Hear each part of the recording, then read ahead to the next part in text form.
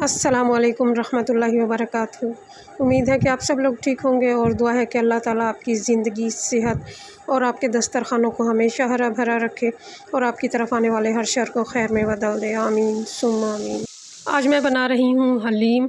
आप इसको हलीम कह लें या दलीम कह लें, इसका नाम सुनते ही सबके मुंह में पानी भर आता है। तो वीडियो को एंड तक ज़रूर देखिएगा ताकि आपसे कोई चीज़ मिस ना हो जाए। तो चलिए अपनी रेसिपी को शुरू करते हैं टाइम ज़ाया किए बगैर। बिस्मिल्लाहिर्रहमानिर्रहीम।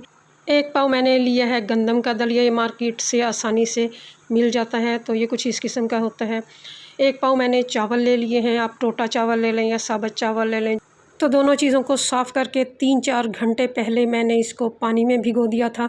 अगर आप चाहें तो इसको रात को भी पानी में भिगो सकते हैं।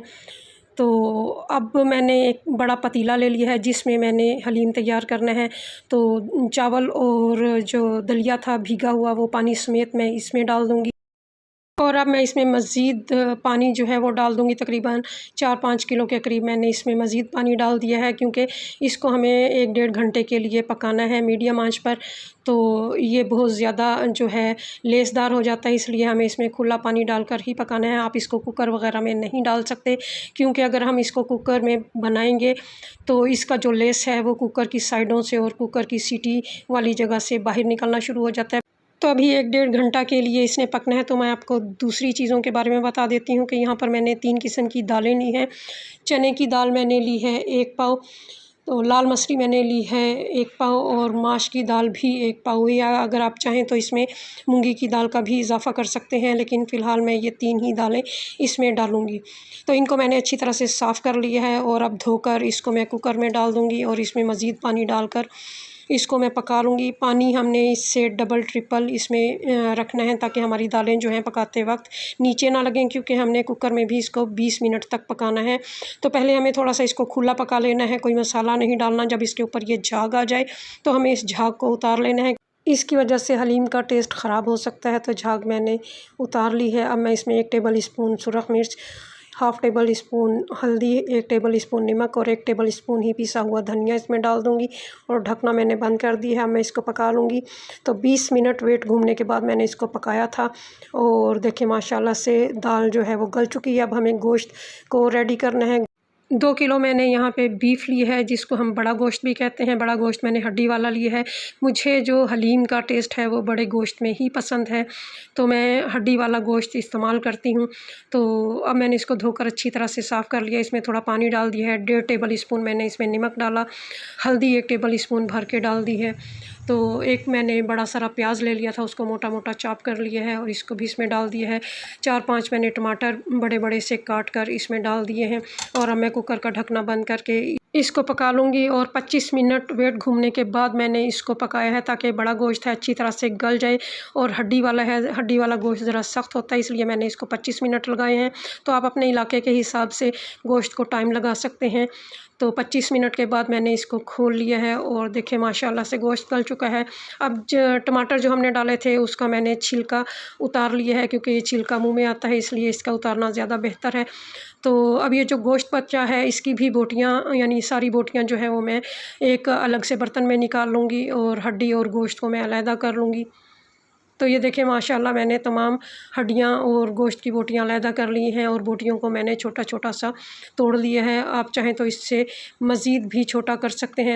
कुकर में जो गोश्त की यखनी बची थी इसमें 2 टेबल स्पून भर के पिसा हुआ धनिया, 3 टेबल स्पून भरे हुए सुरख मिर्च के मैंने डाल दिए हैं, क्योंकि हल्दी और नमक इसमें हम पहले ही डाल चुके थे। अब वो डालने की इसमें ज़रूरत नहीं है। तो शुरू में जब हमने इसमें नमक और हल्दी डालकर गोश्त पकाया था, आप उस वक़्त भी ये तमाम मसाले डाल सकती हैं।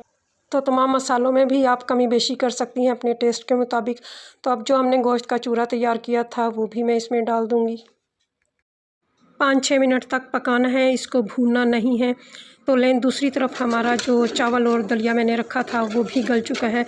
अब करना ये है कि जो हमने दालें गलाई थी यानी पकाई थी उसको भी मैंने इस दलिये में शामिल कर दिया है, और जो गोश्त का मसाला हमने बनाया था वो भी मैं अब इसमें शामिल कर दूँगी।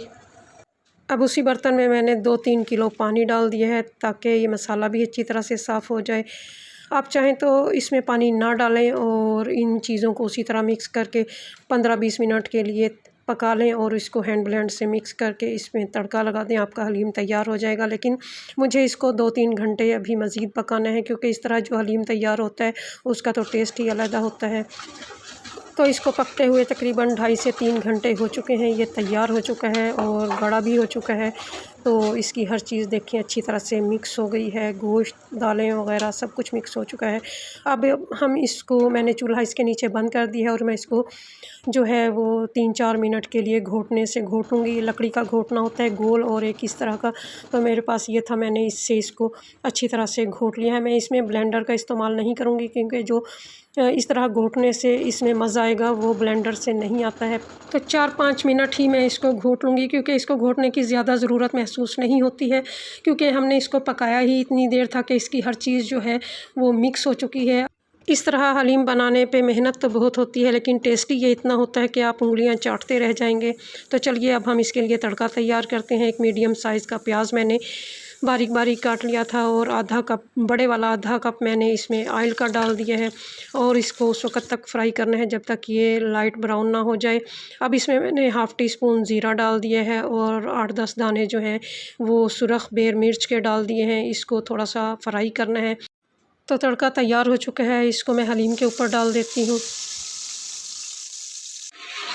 तो फाइनली जो है वो हलीम तैयार हो चुका है और अब मैं इस पर थोड़ा सा चाट मसाला डालूँगी और थोड़ा सा नींबू का रस निचोड़ लूँगी।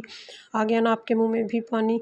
तो जल्दी से आप उठें और इस रेसिपी को ट्राई कीजिए और बताइए कि आपकी रेसिपी कैसी बनी है, और मुझे ज़रूर कमेंट्स करके बताएं कि आपको मेरी रेसिपी कैसी लगी। तो जल्दी से मेरे चैनल को सब्सक्राइब कर दें, लाइक कर दें और फैमिली और फ्रेंड्स में इसको शेयर भी कर दें। तो चलते चलते आखिरी बात, वुज़ू दुनिया का सबसे सस्ता और बेहतरीन सैनिटाइज़र है, जो वायरस के साथ साथ गुनाहों को भी साफ़ कर देता है। दुआओं में याद रखिए। फ़ी अमानिल्लाह।